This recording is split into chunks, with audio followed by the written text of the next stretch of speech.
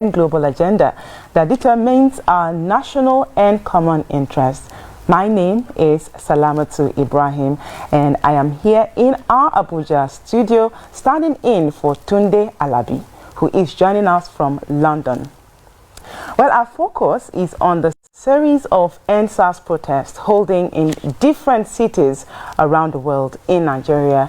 Now, protesters may have withdrawn from most streets owing to rising cases of violence and destruction of business interests and key government establishments. But the story is different in the United States, the United Kingdom, South Africa, and some European countries, as Nigerians in the diaspora continue to demand an end to police brutality and government impunity. As we also evaluate their reactions to the speech of President Muhammadu Buhari last night. Now, President Muhammadu Buhari finally addressed Nigerians about 48 hours after the shooting of protesters at the Lekki Toll Plaza in Lagos State. Now, Nigerians had mounted pressure on President Muhammadu Buhari to speak to the nation following days of EndSars and police brutality protests and, of course, subsequent attacks on protesters by hoodlums, which, of course, led to a number of casualties in the nation's capital, Abuja, Lagos, Osun State, Plateau, and other states. Now, the call, however, intensified on Tuesday night after soldiers opened fire on protesters at the Lekki Toll Plaza, an incident that agitated not a few Nigerians as well as attracted global attention, including, of course, the United Nations, the UK Parliament, and the European Union. Now, for the United Nations and the European Union, for instance, they condemned the violent attack on protesters in Lagos on Tuesday night that led to the loss of lives, while the United Kingdom Parliament, that is the UK Parliament, is considering petitions to sanction the Nigerian government for human rights violations over the EndSars protests. Now, in what could be described as the direct response to these concerns, President Buhari, in his nationwide speech, asked the international community to get all the facts available before taking a position or rushing to a conclusion that making hasty pronouncement isn't one that the international community should even think of. Now, one group not in a haste to drop its position and demand is the diaspora community. Now, Nigerians in the diaspora have continued to insist on an end to police brutality in the midst of the violence that has blighted the movement in Nigeria. We shall focus on the perception of Nigerians in the diaspora about why they insist on police reforms despite steps being taken by the Nigerian government. What is the limit of international community in ensuring adherence to human rights principles? Is there a possibility of the UK imposing a sanction on Nigeria? Does President Buhari's speech engender confidence to stop ongoing attack on businesses and government establishments? Now, how can Nigeria leverage on diaspora experiences to improve security and policing in the country? Joining me to look at these issues is AIT's news editor, Tunde Alabi, who is currently in London monitoring the diaspora protest, and we hope to see him join us shortly. There he is. Well, I'm not sure he's ready to. He will join us shortly. And with him is Jennifer Obaseki, a solicitor and human rights lawyer, also in London. Well, you shall be meeting both guests after this break. We shall take a roundup of diaspora protest, and when we return, we will start the conversation with our guests. Just stay with us.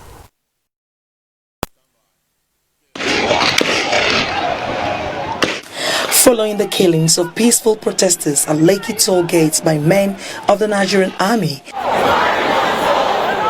Nigerians in London took to the streets of London and marched to the Nigerian High Commission in London in solidarity with the EndSars protesters in Nigeria. Expressing anger at the massacre in Lagos, the angry Nigerians called on the British government to take action against the government.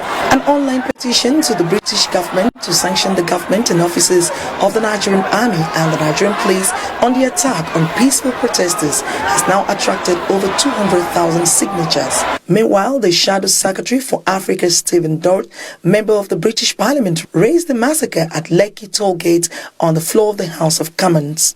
The online petition calling for sanction against the Nigerian government has passed the legal threshold needed for the British Parliament to discuss the issues raised in the petition. The London protesters who observed a candlelight procession on Sunday at the Parliament Square, London, again took their protest against the killing at Lekki Toll gate, police brutality and impunity in Nigeria to the British Parliament on Wednesday. A minute silence was held for those who lost their lives during the shooting. 4 o'clock, they took off the CCTV cameras. 5:30, they closed the airspace. 7 o'clock, they switched off the lights. If that is not premeditated murder, I don't know what is. All we are asking for is that their voices should be heard. We should be a voice for the voiceless. And I hope that the government of the day will take this on board and do the needful. Meanwhile, the British Foreign Secretary Dominic Raab has called for an end to violence in Nigeria, where protests against police brutality have been taking place for 2 weeks. Raab said that the Nigerian government must urgently investigate reports of brutality at the hands of the security forces and hold those responsible to account. He said he was deeply concerned by the violence and alarmed by widespread reports of civilian death. And the United States has also condemned the use of excessive force by military forces who fired at unarmed demonstrators in Lagos, causing death and injury. In a statement by the U.S. Secretary of State Michael Pompeo, the U.S. wants an immediate investigation into any use of excessive force by members of the security forces. The statement added that those involved should be held to account in accordance with Nigerian law, stressing that the right to peaceful assembly and freedom of expression are essential human rights and core democratic principles. The U.S. also called on the security services to show maximum restraint and respect fundamental rights and for demonstrators to remain peaceful. There you have it, a roundup of protests in the diaspora, the EndSars and police brutality. This is despite the fact that there's a seeming withdrawal of protesters in Nigeria. We shall be looking at why Nigerians in diaspora have insisted on the EndSars protest. And joining me for this conversation is Tunde Alabi. Tunde Alabi is a news editor, AIT. He joins me from London. Good to have you join us here, Tunde. I hope you're fine and keeping safe right there.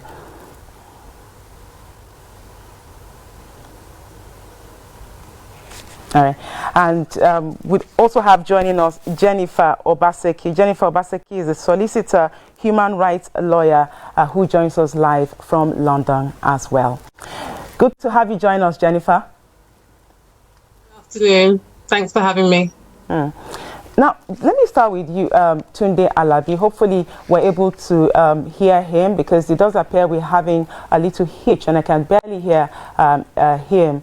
But Tunde Alabi, if you can hear me, can you give us an overview of the situation of the protest in the United Kingdom at this point? All right.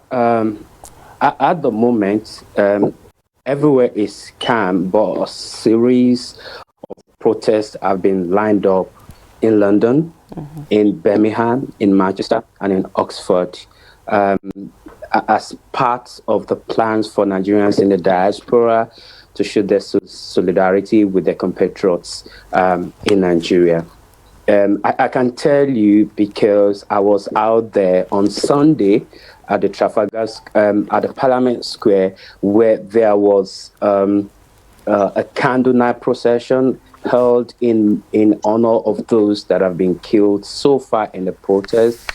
And the climax was the shooting at the Lekki Toll Plaza on Tuesday, 20th of October. And on Wednesday, we had a very massive, as you've seen in the video that you showed out there, we had a very massive protest starting from the Parliament Square to Northumberland, where we had the protest in front of the Nigeria Commission's office. From there, the protest moved on through a couple of streets in London to the Foreign Commonwealth and Development Office, and then from there it moved on to the Parliament again. And so it's been a kind of well-organized movement and protest in London in support of the EndSars protest in Nigeria. And this movement is loud, it's clear, and the UK government is listening. And as you can see, things are moving very fast here in London, and the UK government has issued a statement regarding this killing, this protest in Nigeria. We'll get to that shortly, but let me quickly bring Jennifer in here. Jennifer, President Muhammadu Buhari did address the nation yesterday. What did you take away from his address, especially following the violent attack on protesters as well as hoodlums breaking into commercial interests and government establishments in Lagos and some parts of the country? Thank you. To be honest with you, the response was quite delayed and it was quite shallow. One of the things that when you have people killed in an unarmed fashion, the first thing you would hope to hear is sorry and apologies and regret. Killing unarmed people is not acceptable, and it's not acceptable under Nigerian law or international treaties that we signed up to. So one is concerned that he didn't address the element of the abuse of human rights well enough.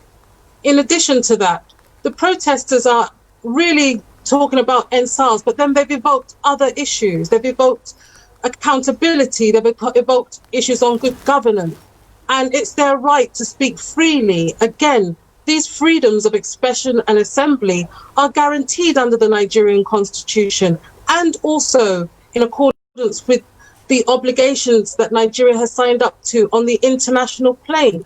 So he did not address these issues, but it's quite right that the Nigerian government has a duty to maintain law and order. But by actually not addressing the concerns or setting out a template for dialogue in which the protesters can express themselves, outline what their issues are, or actually come to the table is an issue. Nobody is saying hoodlums, thugs, or criminals should come to the table. However, the upset is real. The upset is serious. And unfortunately, we need to have more dialogue and no more deaths. But the issue of accountability has to be addressed. Well, I would come back to you on the issue of human rights abuses and the petitions being considered by the UK Parliament. But let me bring in Tunde Alabi back into the conversation. Now, after the President, addressed Nigerians yesterday, one would have thought that, there will be a ray of hope, and especially for Nigerians in diaspora. What feelers are you getting? Are they satisfied with the submission of the President? Salamatu, do you want to hear the truth from my end? I mean, let's forget about the fact that I'm a journalist there. Look, I did not, even for once, as soon as the President started talking, 3 minutes into the President's speech, I just turned off. I just switched my TV station to Nollywood. Honestly speaking, I mean, that's because first, I didn't see any sign. There was no hope from the moment he started. He was just busy telling us what he's done. I just turned off. And I tell you, many Nigerians around me basically turned off. That at the end of the day, they will get to hear the summary of what he has said. But going forward, I talked to a couple of people, even those in government in the British Parliament, those in government in the United Kingdom. There was no what they called hope in the President's speech. There was no assurance of hope. They said the President carried on as if Nothing happened. In fact, a particular member of British Parliament, whose name I will not mention, that had a phone call with after the presidency, felt like she's not sure if Nigeria has a president. Why? Because why would you have a president that would not, for any reason, acknowledge the fact that people have been killed? People that are holding Nigerian flag, people that are sitting in a peaceful protest have been killed. How would a president of a nation in a national telecast not acknowledge that fact? How would a president of a nation not offer hope? How would the president of a nation not offer any kind of assurance that people are going to account for what happened, that people are going to be brought to book, that justice is going to be done? Nothing of that nature. The president kept it on as if nothing was wrong. Now, what are the protesters? I mean, what are they saying about this matter? I understand some of the, reaction to the president's speech. Based on what you have said, it does appear that that speech didn't give any sense of hope that those who lost their lives will get any form of justice. But what are the protesters in London, in the diaspora? What are they saying? Are they going to be on the streets? For how long will they be on the streets protesting? Is there an exit plan, for instance, despite the fact that they may not really be satisfied with the president's address?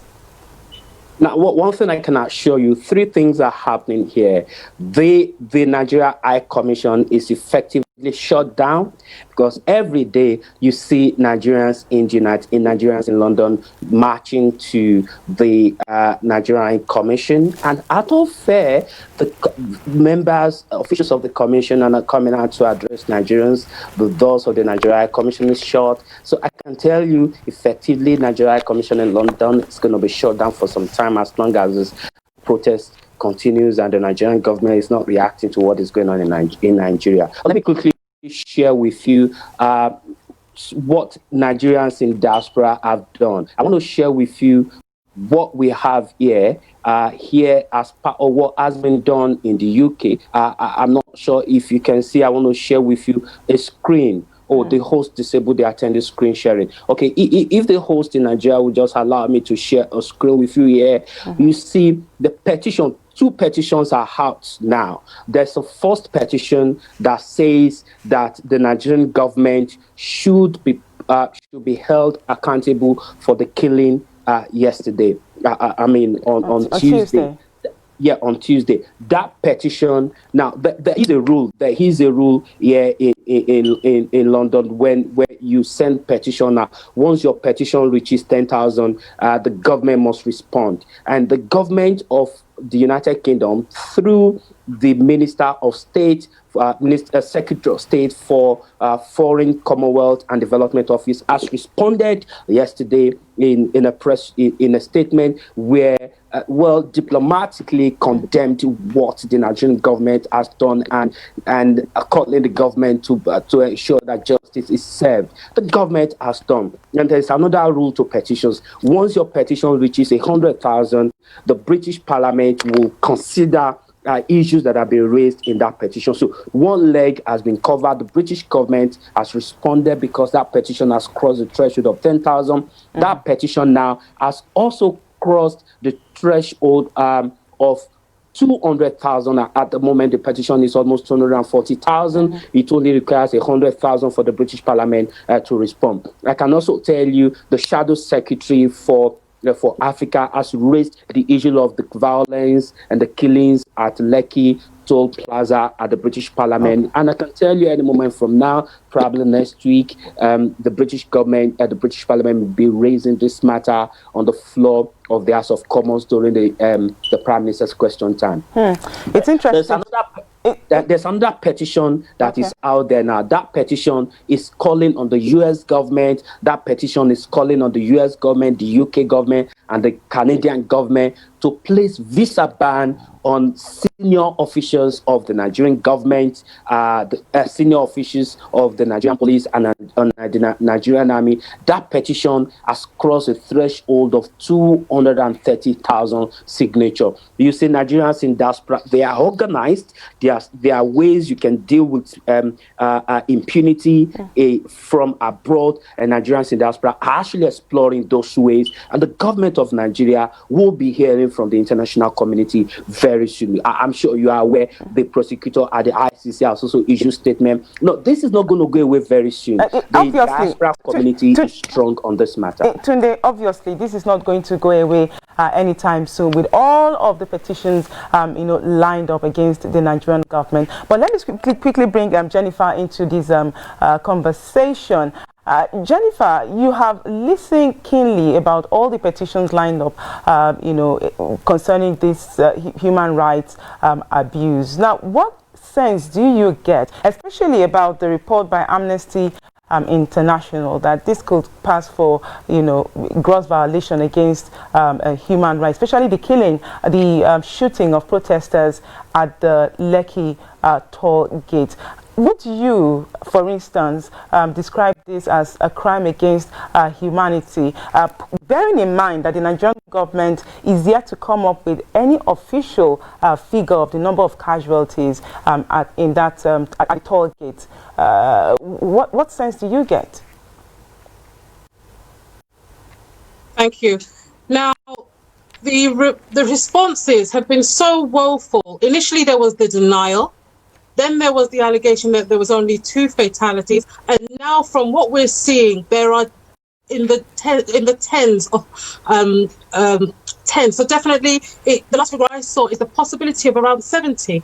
We saw pictures, candlelights, family accounts, and that's another reason why the government should take this more than seriously, because internationally we're having to, because our government is not appearing to take it seriously. There are missing people, there are injured people who have not come forward for treatment, there are people that have died in hospitals. You do not fire live rounds into a crowd of people and not expect to have a number of fatalities. The fact that they're not standing up, owning up, and even demanding accountability of the officers that have done these things is shocking. So the fact that it's shocking and they're not doing nothing means that there are protests from Toronto to South Africa, from London through to other countries around the world. And as quite rightly is said, the ICC have made a statement, because if Nigeria doesn't address it, it will force international institutions who will be petitioned by fair, well-meaning Nigerians like myself, who can sit down as lawyers and say, this is not right. There must be a redress. People must abide by the rule of law. Even the government must abide by the rule of law. So if the government does not sit down and make a forum for accountability, we will have no choice but to petition international organizations for help in ensuring that there is accountability to those who lost their lives without being armed, lost their lives doing peaceful protests, lost their lives without doing anything that was illegal. There are other issues that need to be called to question. Right now, we're in a situation where there are curfews, there are protesters that are being detained. Do we have an account for how many people are detained? Are they getting access to legal representation?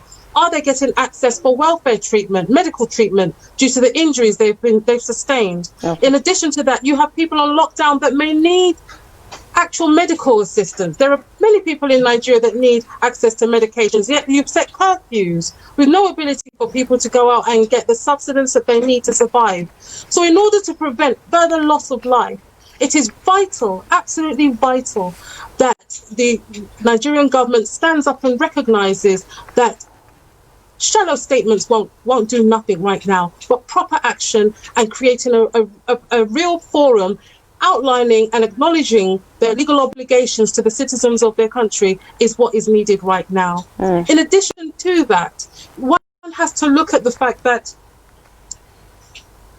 these young people actually are the next generation in Nigeria. 25% of Nigeria Jennifer, are in power, I'm afraid so many more people that Jennifer, the youth that are there. Jennifer, I'm afraid we must go.